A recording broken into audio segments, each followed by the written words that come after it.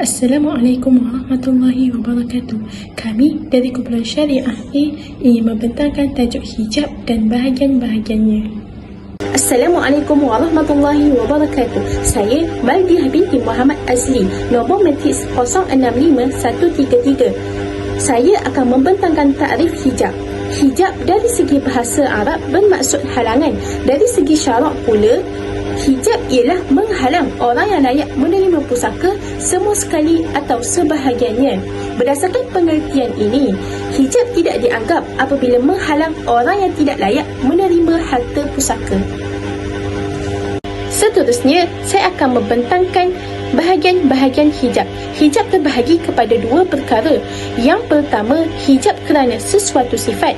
Yang kedua, hijab kerana seseorang individu. Saya akan menerangkan hijab kerana sesuatu sifat. Hijab kerana sesuatu sifat ialah menghalang seseorang yang layak menerima pusaka kerana mempunyai sifat yang menghalangnya daripada menerima pusaka.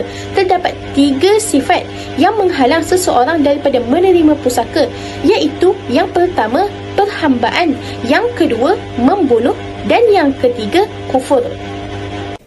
Assalamualaikum warahmatullahi wabarakatuh. Nama saya Alia Amani binti Ahmad Dani Syarbini. Nombor matriks 061952. Saya akan menerangkan tentang pembahagian hijab kerana seseorang individu. Terdapat 2 pembahagian hijab kerana seseorang individu. Yang pertama, hijab pengharaman. Hijab pengharaman ialah menghalang seseorang daripada menerima pusakanya sama sekali. Contohnya, anak lelaki menghalang cucu lelaki daripada anak lelaki. Yang kedua, hijab pengurangan. Hijab pengurangan ialah menghalang seseorang daripada menerima sebahagian hak pusakanya.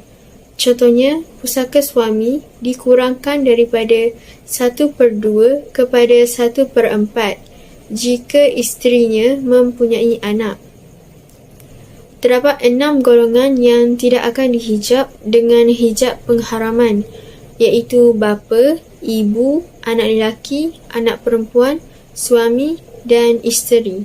Berikut adalah pewaris-pewaris yang menerima hijab pengharaman. Yang pertama, datuk. Seorang datuk dihalang menerima pusaka sama sekali oleh bapa, sama ada melalui fardu atau asobah atau kedua-duanya sekali. Ini adalah kerana bapa lebih dekat dengan si mati berbanding datuk, dan datuk dihubungkan dengan si mati melalui bapa.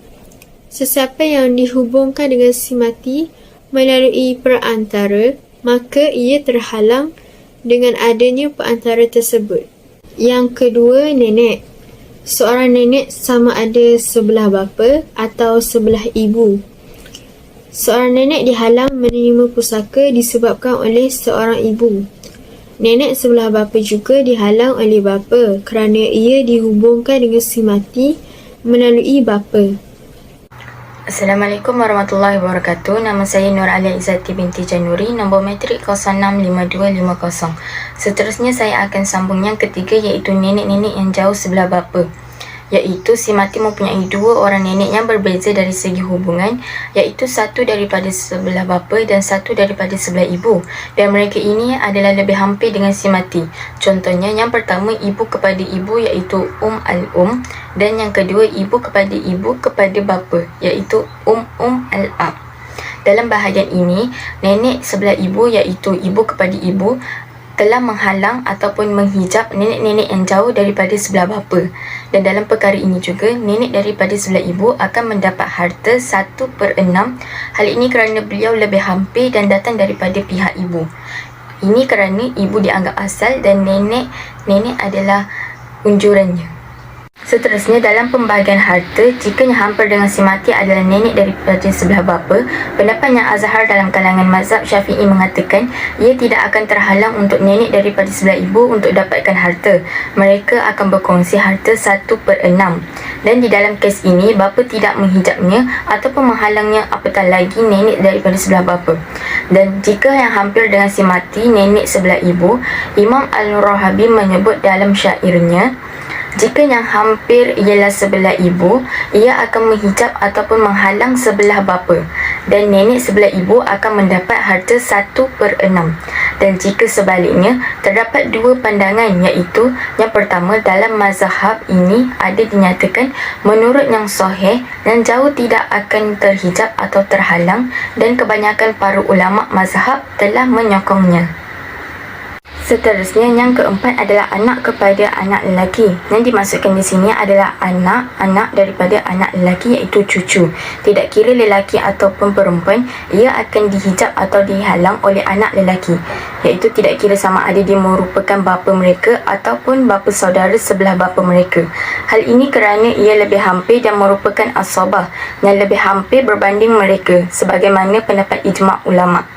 Begitu juga bagi setiap cucu anak lelaki, iaitu walad al-ibnu, akan menghalang mereka yang lebih jauh daripadanya.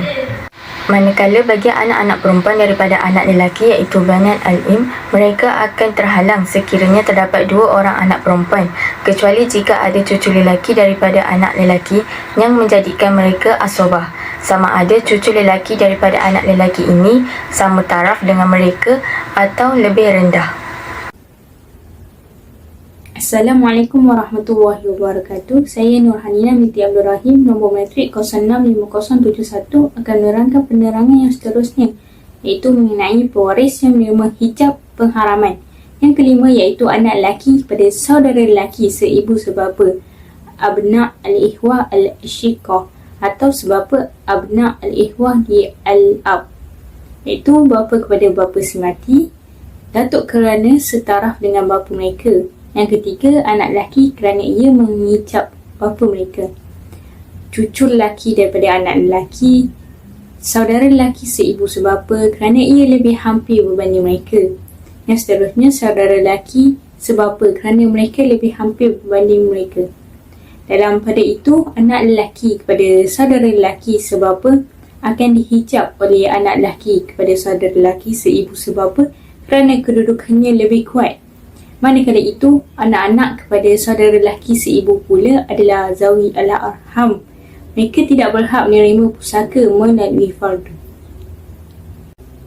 Yang seterusnya iaitu yang keenam, bapa saudara sebelah bapa seibu sebapa, iaitu dikenali sebagai al-ammu al-syakik atau sebapa al-ammu lil-al-ab. Mereka tidak boleh memperolehi pusaka jika terdapat yang pertama iaitu bapa, yang kedua iaitu datuk, yang ketiga iaitu anak lelaki, yang keempat cucu lelaki daripada anak lelaki ibnu al-ibn, dan saudara lelaki seibu sebapa al-ahli al-syakik. Seterusnya saudara lelaki sebapa, anak lelaki pada saudara lelaki seibu sebapa, anak saudara lelaki sebapa ibnu ahli li al-ab, dan seterusnya saudara perempuan seibu sebapa al-ukhti al-syak. Jika ada bersamanya anak perempuan al-bintu atau cucu perempuan daripada anak lelaki bintu al-ibn, dan jika saudara perempuan sebapa al-ukhti al-ab bersamanya anak perempuan al-bintu atau cucu perempuan daripada anak lelaki bintu, iaitu dikenali sebagai bintu al-ibn, dalam hal ini dia menjadi asabah kerana bersama dengan orang lain. Assalamualaikum warahmatullahi wabarakatuh. Saya Nurul Diana binti Syabri, nombor matrik 062429. Seterusnya saya akan menyambung pembentangan mengenai orang yang menerima hijab pengharaman. Semua saudara lelaki atau perempuan seibu sebapa, atau semua saudara lelaki atau perempuan sebapa atau seibu juga termasuk dalam golongan orang yang menerima hijab pengharaman. Mereka akan dihijab jika terdapat ayah, anak, cucu lelaki dari anak lelaki. Hukum ini telah disepakati oleh ijma' ulama' kerana pihak anak dan pihak bapa lebih dekat berbanding pihak saudara. Dikecualikan pada datuk kerana kaedah ini dia tidak boleh menghijab saudara lelaki atau perempuan seibu sebapa dan saudara lelaki atau perempuan sebapa. Mereka sama-sama akan memperoleh pusaka kerana kedudukan mereka sama dengan si mati dan hubungan mereka dengan si mati tidak melalui perantaraan datuk. Dalam pada itu, saudara lelaki dan perempuan sebapa akan dihijab oleh saudara lelaki atau perempuan seibu sebapa apabila bersama cucu perempuan daripada anak lelaki. Ini kerana dalam kes ini, anak perempuan menjadi asabah kerana bersama orang lain. Oleh itu, ia menjadi seperti saudara seibu sebapa. Saudara perempuan sebapa juga akan dihijab oleh dua orang saudara perempuan seibu sebapa, kecuali jika ada saudara lelaki sebapa yang akan menjadikan mereka asobah.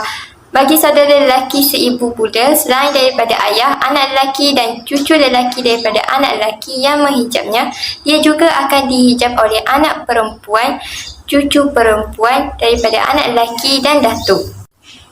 Seterusnya, anak-anak kepada bapa saudara sebelah bapa kandung atau sebapa juga termasuk dalam golongan tersebut. Selain senarai tersebut, anak-anak kepada saudara lelaki sebelah bapa kandung atau sebapa juga akan dihijab jika terdapat bapa saudara sebelah bapa kandung atau sebapa.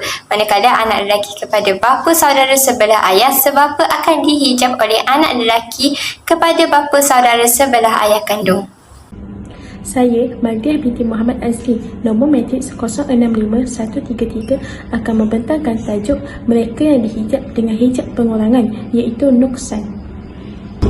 Yang pertama, jika mempunyai anak, suami akan dihijab daripada 1/2 kepada 1/4, manakala isteri pula akan dihijab daripada 1/4 kepada 1/8. Yang kedua, jika mempunyai anak atau lebih daripada seorang saudara mara, maka ibu akan dihijab daripada 1/3 kepada 1/6. Yang ketiga, jika mempunyai anak perempuan, maka cucu perempuan daripada anak lelaki akan dihijab daripada 1/2 kepada 1/6. Yang keempat, jika mempunyai saudara perempuan kandung, maka saudara perempuan sebapa akan dihijab daripada 1/2 kepada 1/6. Seterusnya, saya akan menerangkan orang yang dihijab dengan hijab pengharaman yang akan mengurangkan hak orang lain. Orang-orang yang dihijab pengharaman masih wujud, manakala mereka akan menghijab orang lain dengan hijab pengurangan. Misalnya, si mati meninggalkan seorang datuk, seorang ibu dan dua orang saudara si ibu. Oleh sebab itu, saudara si ibu akan dihijab oleh datuk dan menyebabkan dua orang saudara si ibu akan mengurangkan bahagian ibu daripada 1/3 kepada 1/6. Contoh yang lain, si mati meninggalkan saudara lelaki seibu sebapa dan saudara lelaki sebapa dan ibu. Ibu hanya menerima 1/6 kerana mempunyai dua orang saudara, walaupun saudara sebapa telah dihijab oleh saudara seibu sebapa.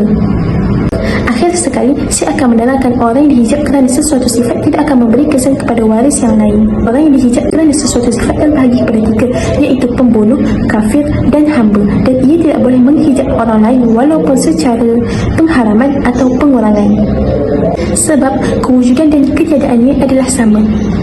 Jika si mati mempunyai seorang anak yang membunuh dan ibu, maka ibu akan menerima 1/3 walaupun anak yang membunuh itu masih ada, kerana dia diharamkan menerima pusaka dan dia tidak boleh menghijab sesiapa.